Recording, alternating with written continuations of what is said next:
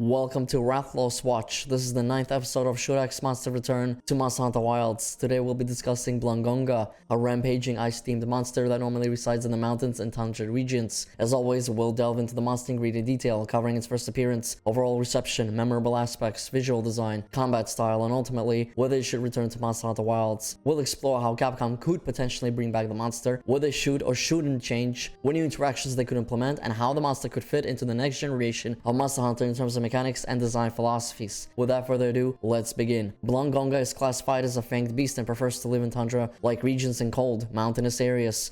It's notably more aggressive and hostile than Kangalala. Blangonga made its debut in the franchise with Monster Hunter 2, released on February 16, 2006. It was later introduced to North America in Monster Hunter Freedom 2, released exclusively on the PSP on February 17, 2007. Blangonga also appeared in Monster Hunter Freedom Unite on the PSP, as well as Monster Hunter Generations and Monster Hunter Generations Ultimate, which released on August 28, 2018. It's worth noting that a Zenith Blangonga appeared in Monster Hunter Frontier, but beyond that, this fierce snow monkey has been absent from the series since 2018. It also doesn't appear in any spin-off titles except for a Flame Blangonga variant in Monster Hunter Online, which only a few people had the chance to play. Blangonga could be encountered for the first time in an urgent quest called Ruler of the Snow in the Snowy Mountains locale in Monster Hunter Freedom Unite. A fun fact about Blangonga is that you can break its fangs by hitting it in the face enough times, but only if your weapon has the fire element. Otherwise, the fangs won't break and you'll waste time if you need them for crafting weapons and armor. Personally, I find Blangonga memorable for several reasons. First and foremost, it's the only snow monkey Capcom has ever created for Monster Hunter. It also has an interesting fighting style and sometimes calls in a pack of Blongos to aid it in battle. However, the most memorable aspect of Blangonga is the armor you can craft by farming it, which was extremely useful and popular early on in Monster Hunter Freedom Unite. Wearing the full set would prevent your character from being quaked by Shen Goron and Lao Shen Lung, providing a huge DPS increase and making the battles much easier. For those unfamiliar, Shen Goron and Lao Shen Lung were two giant siege monsters in Monster Hunter Freedom Unite that caused a quake whenever they stepped on the ground. If you were close to their feet, this would stun your character for a few seconds, leading to a massive DPS loss and potentially getting you carded. However, the Blangonga armor set allowed you to stand next to their feet without being affected by the quake, enabling you to attack continuously and greatly increasing your DPS. These quests had a fail condition. If the monster destroyed the fortress, you would have to restart the entire quest. The only two ways to succeed were to either kill the monster or damage it enough so that the timer ran out, causing it to retreat and granting you victory. Therefore, hunting Blangonga and crafting its armor set was crucial for beating the siege quests. If you ever play Monster Hunter Freedom Unite, make sure to hunt plenty of Blangongas. It will pay off in the long run when progressing through these quests. In terms of visual design, Blangonga looks more monkey-like than Rejang or Kangalala. For the longest time, I thought Rejang was a bull, but later realized it was just a Super Saiyan monkey. Meanwhile, Kangalala's face resembles a hippo more, although its body and behavior make it clear it's a monkey. Also, if you haven't seen my Kangalala video yet, make sure to click the card on the top right to check it out. Blangonga's design isn't particularly extravagant. It looks like a snow baboon with white fur, a red face, and a blue head crest. You can break its fangs only with a fire elemental weapon, and you can cut a bit of its tail off with any weapon regardless of the element. Blangonga's fighting style is much faster than Kangalala's, which is slower and more predictable. Blangonga's most iconic move is probably when it leaps across the battlefield to hit you with its fist. This move is easily avoidable if you know where to stand and when to dodge. Occasionally, Blangonga will try to breathe on you, trapping you in a snowball and rendering you unable to attack unless you use a thawing agent. Other times, he will reach on the ground and try to throw a snowball at you, and he also has a tendency to do a quick forward charge hop attack that can sometimes be hard to predict. Other times, he also likes to burrow on the ground and then pop out right from underneath you, and if you get hit, you will lose a lot of health. One annoying move is when Blangonga leaps backwards and kicks you with its feet. The best strategy is to attack him from the sides, avoiding the front or back. However, if you're trying to break his fangs, you'll have to risk attacking him from the front. Sometimes Blangonga will swipe at you with its claws if you're directly in front of it, though this move has a forgiving hitbox and often misses. If you're close to him, he might try to slam down on the ground, dealing heavy damage. If he misses but you're still next to him, you'll get quaked and stunned for a few seconds. When Blangonga enrages, it summons Blongas from under the snow to aid it in battle. This was one of the first monsters in Monster Hunter franchise to have a leader pack mechanic, something that Monster Hunter Wilds is now expanding upon. Blangonga also has subspecies called Copper Blangonga, which prefers to hang out in the desert. Copper Blangonga has brown fur and likes the blue head crest of the original. Its fighting style is different, with many arguing it's easier to fight than the original. Copper Blangonga prefers to fight from a distance, digging up boulders to throw at its target. Some boulders are thrown long distances, while others break into 3 smaller boulders that scatter like a shotgun blast. The strategy is similar to the original Blangonga. Avoid being in front of him or move to the side decide if you are. Copper Blangonga is weak to ice, unlike Blangonga, so you'll need to switch your weapon and element if you want to break its fangs. Copper Blangonga was only accessible in G rank in the Guild Gathering Hall in Monster Hunter Freedom Unite under a 7-star hunter rank quest called Wild Monk of the Dunes in the desert locale. Now we must ask ourselves the big question: should Blangonga and Copper Blangonga make a return to Monster Hunter Wilds? I believe the answer is yes, for a wide variety of reasons. The biggest reason is that Monster Hunter Wilds seemed poised to introduce plenty of new and exciting monsters, while reintroducing old school monsters that new hunters haven't had the chance to experience. A few weeks back, I made a video on Kongalala, and on the same day, people spotted Kongalala's armor via silhouette on the official Monster Hunter Wilds website during the weapon showcases. Unfortunately, I couldn't discuss this in the video as it had already been produced and posted when the discovery was made. Despite that, the video grew in popularity, and when the dual blades were finally revealed, I received comments saying the video aged like wine, which was both great and hilarious to read. With Kongalala now almost guaranteed to return, what's stopping Capcom from bringing back Blangonga as well? If you're going to reintroduce old school monkeys, you might as well bring them all back. Having Kongalala without Blangonga would feel odd, as if something is missing. Capcom, you gotta have both monkeys. Fast forward to the new gameplay reveal at Gamescom, where we were introduced to a new locale called Scarlet Forest, where Kongalala will most likely reside. Capcom has confirmed multiple times that Monster Hunter Wilds will feature multiple locales. We already have two confirmed: Windward Plains and Scarlet Forest. In previous videos, I speculated that Monster Hunter Wilds would likely launch with at least 4 to 5 locales, 4 being the minimum and 5 the maximum. If there are only 4, then the 5th locale will likely be in the G rank expansion in 2026. We still haven't seen a volcano, caverns, or a tundra area, and we know that Blangonga only resides in cold places. Looking back at the old teaser trailer from December 2023, you can see mountains in the distance, suggesting that you can eventually reach them by gradually climbing through one of the locales. It's been confirmed that you can seamlessly reach the Scarlet Forest from Windward Plains by following the river, which you can see on the map from the Gamescom developer livestream. So if you reach the Scarlet Forest by following the river through Windward Plains, what locale do you reach from Scarlet Forest? It seems that Scarlet Forest is situated between 2 or possibly even 3 locales, depending on its position on the map. We know the entire world is seamless with no separate maps. You just naturally traverse the world as you would in real life. For the sake of this video, let's assume there's a tundra or mountainous locale where a Blangonga exists in Monster Hunter Wilds. If that's the case, Blangonga would definitely be a pack monster based on its previous Blonga summoning mechanic. After all, it's the alpha leader of the snow monkeys, as indicated by the blue crest on its head, similar to Kongalala's yellow hair comb. I believe Blangonga would be a solid monster to return. It could be even more interesting now, with a whole pack of monkeys following it around. I don't think Blangonga's moves need much reworking, as that would take away from the original feel, but a few touch-ups here and there would be fine. What about its subspecies Copper Blangonga? If Capcom decides to include both, Copper Blangonga would obviously reside in the Windward Plains.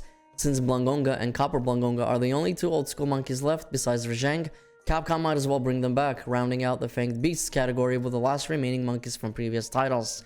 However, if Capcom chooses to only bring back the original Blangonga and not the subspecies, I would still be okay with it.